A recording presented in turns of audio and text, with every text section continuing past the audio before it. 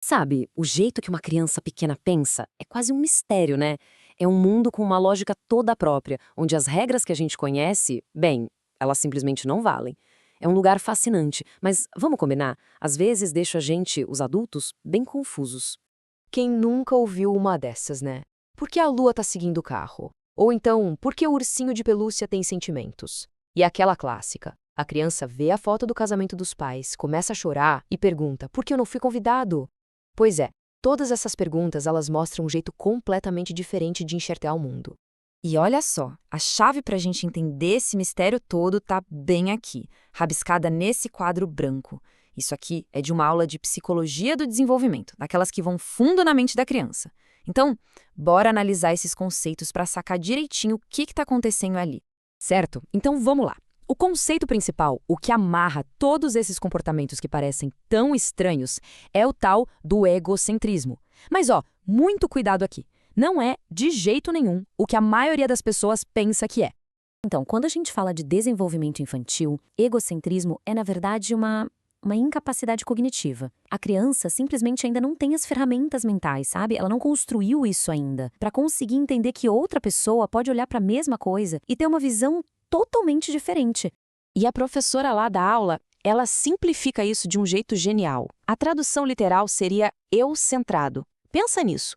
Tudo, absolutamente tudo, é visto a partir do eu dela como a única referência.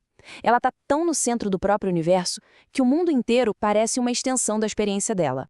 Então vamos deixar isso bem claro, porque é o ponto mais importante de todos. Egocentrismo não tem nada a ver com egoísmo ou narcisismo. Não é uma falha de caráter, gente. É uma fase. Uma fase do desenvolvimento, a criança não está escolhendo ignorar o ponto de vista do outro. Ela, de verdade, ainda não consegue enxergar que existe outro ponto de vista. É uma questão de como o cérebro dela está se formando. Não tem a ver com má intenção. Beleza. Agora que a gente já entendeu o que é, vamos ver como esse pensamento eu-centrado aparece na prática. E a primeira forma, olha, é quase poética. É quando a criança dá vida para tudo que está em volta dela. O nome disso é animismo. É simples. Como a criança tem sentimentos, tem intenções, ela assume que tudo ao redor dela também tem. Ela projeta o que sente no mundo. Então, se ela está com medo, o ursinho de pelúcia dela também está com medo. Se ela está feliz, a cadeira está feliz junto. A professora da aula contou um caso perfeito sobre isso. Uma criança esqueceu o urso no quintal. De noite, entrou em desespero, falando que o urso ia ficar com medo sozinha no escuro. Por que ela pensou isso? Simples, porque ela ficaria com medo naquela situação. Para ela, é impossível separar os sentimentos dela dos supostos sentimentos do urso. Depois do animismo, vem o artificialismo. Pensa na lógica da criança. Ela vê gente construindo coisa o tempo todo. Casa, estrada, muro. Então, para ela, faz todo sentido que tudo que existe foi construído por alguém. Uma montanha? Ah, um gigante deve ter juntado um monte de terra. E um rio? Alguém foi lá, cavou um buracão e encheu de água. E esse exemplo, que é da filha da própria professora, é simplesmente genial. Ela está lá, olhando o mar no fim da tarde, e vira e pergunta: o mar ainda está funcionando? Ele não fecha de noite? É incrível, né? Ela assume que, assim como as lojas e a escola, o mar também tem um horário de funcionamento. A experiência dela com o mundo humano molda totalmente como ela entende a natureza. Vamos agora para outra parte, como o egocentrismo afeta o raciocínio. E o mais interessante é que a lógica da criança, por mais que para a gente pareça toda errada, para ela faz total sentido, é consistente por dentro.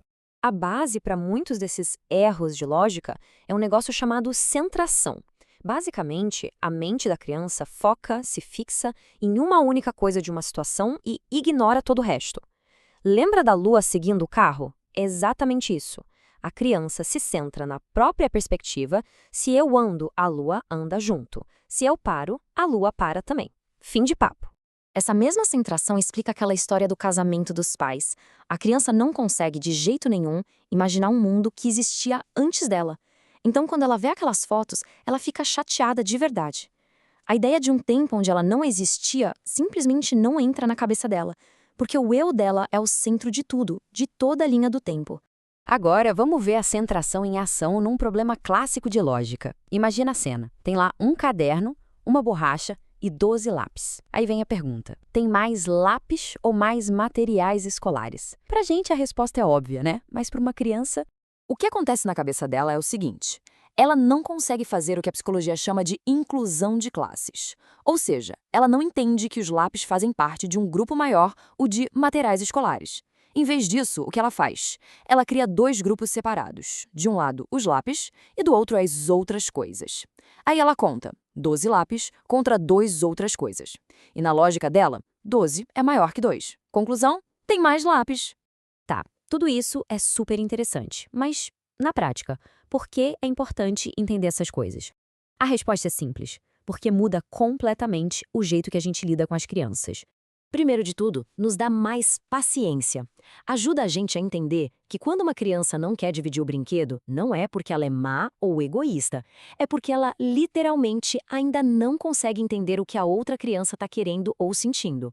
Com isso, a gente para de ficar comparando uma criança com a outra e começa de fato a respeitar o ritmo de cada uma. No fundo, entender o egocentrismo é entender que a infância não é uma versão com defeito da vida adulta. Pelo contrário, é uma fase essencial com regras próprias e, por que não, com uma magia própria.